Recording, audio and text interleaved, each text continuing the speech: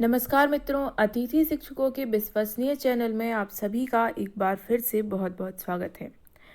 मित्रों, आज मैं आपके लिए लेकर आई हूँ अतिथि शिक्षकों से जुड़ी कुछ महत्वपूर्ण जानकारी। जी हाँ, यहाँ पर आपने पढ़ ही लिया होगा कि हर वर्ष अतिथि शिक्षक कम हो रहे हैं। पहले जो 1.25 लाख अतिथि शिक्षक थे, उनकी संख्या निरंतर कमी आ रही है। हर वर्ष कुछ ना कुछ अतिथि शिक्षक कम हो रहे हैं और अब 1.25 लाख अतिथि शिक्षक केवल 70,000 अतिथि शिक्षकों में सिमट कर रह गए हैं। और इस वर्ष अगर बात करें तो इस वर्ष अतिथि शिक्षकों की संख्या में इससे भी अधिक कमी आई है और अतिथि शिक्षकों की संख्या लगभग 22,000 पहुंच गई है। आखिर क्या कारण है कि हर वर्ष अतिथि शिक्षकों की संख्या में गिरावट आ रही है? क्यों अतिथि शिक्षक इतने कम होते जा रहे हैं?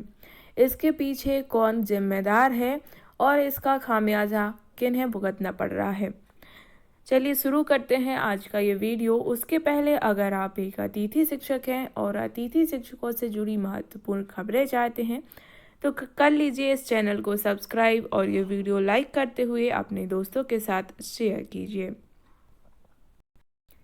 यहाँ पर हम बात करेंगे हाल ही में न्यूज़पेपर में अतिथि शिक्षकों से संबंधित कुछ खबरें छापी गई, जिसको हम यहाँ पर देखने वाले हैं कि 1.25 लाख अतिथि शिक्षकों पर सिर्फ 22,000 की भर्ती, 1 लाख से ज़्यादा अतिथि शिक्षक गुम हुए। चलिए देखते हैं क्या है पूरी खबर। इसके साथ ही हम और न्यूज़पेपर में क्या खबरें छपी हैं वह भी हम यहाँ पर आपको बताने वाले हैं। तो मध्य प्रदेश सरकार की गलत नीतियों के चलते 1 लाख से अधिक अतिथि शिक्षक या तो गुम हो गए हैं या नौकरियों से बाहर हो गए हैं। यह आरोप लगाते हुए प्रदेश कांग्रेस मीडिया उपाध्यक्ष भूपेंद्र गुप्ता ने कहा कि 2008-9 में सरकार द्वारा 1,25,000 अतिथि शिक्षक बनाए गए थे। 2016 में पद घटाकर यह संख्या 1,07,000 कर दी गई। इसके बाद 2018 में हिंदी, संस्कृत तथा सामाजिक विज्ञान विषय, गणित और अंग्रेजी के शिक्षक पढ़ाएंगे, यह बताकर पद घटाकर 96,000 कर दिए।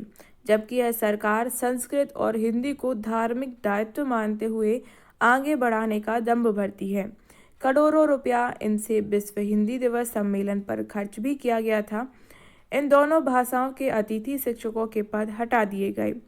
कोरोना काल में यह संख्या और घटकर 70,000 कर दी गई। इसके बाद एकल परिसर और विद्यालय के नाम पर पद घटाकर 35,000 कर दिए गए। अब चयनित शिक्षकों में 14,000 की भर्ती की गई। साथ ही आदिवासी कार्यक्रम के चलते 8,000 भर्तियां आदिवासी क्षेत्रों में की जाएंगी, यानी कि 22,000 शिक्षक कर्मियों शेष रहेंगे। जिन अतिथि शिक्षकों को बाहर किया गया उनमें से 20,000 से अधिक या तो 10 वर्ष के ऊपर सेवाएं दे चुके हैं या सड़क पर आए हैं, तो उन्हें नौकरी भी मिलेगी क्या?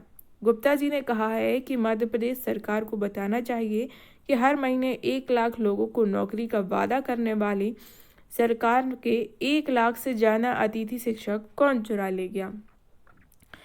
ये सभी आरोप कांग्रेस अध्यक्ष भूपेंद्र गुप्ता जी ने यहाँ पर लगाए हैं।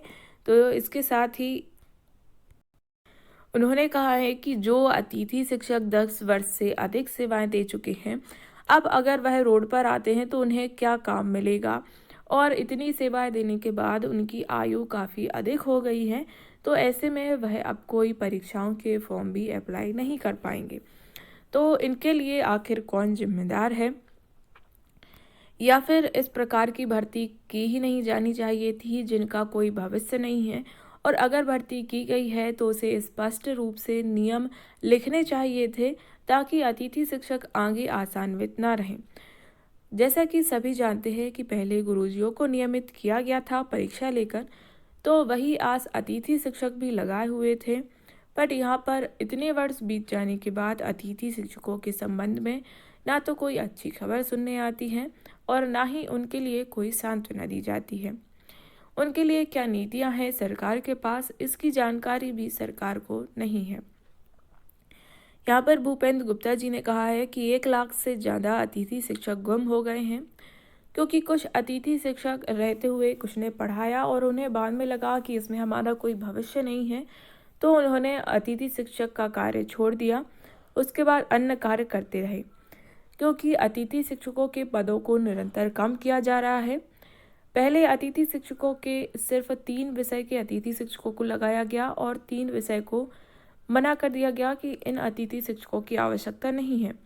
उसके बाद फिर रख लिया गया और कोरोना काल के बाद जैसा कि अभी माध्यमिक और प्राथमिक शालाओं में अतिथि शिक्षकों की नियुक्ति नहीं की जा रही है, काफ़ी अल्प मात्रा में अतिथि शिक्षकों को रखा गया है प्राथमिक और माध्यमिक विद्यालयों में।